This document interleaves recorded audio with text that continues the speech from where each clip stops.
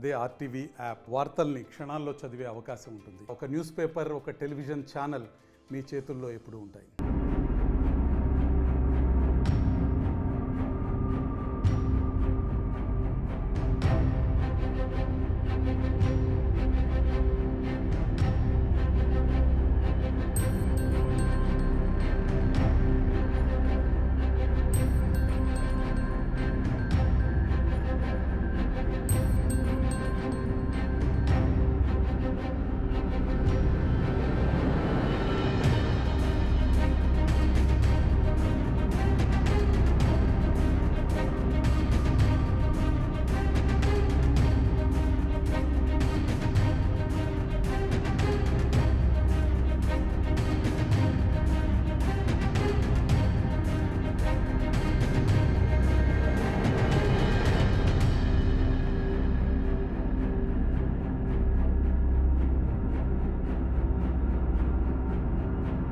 నమస్తే అండి.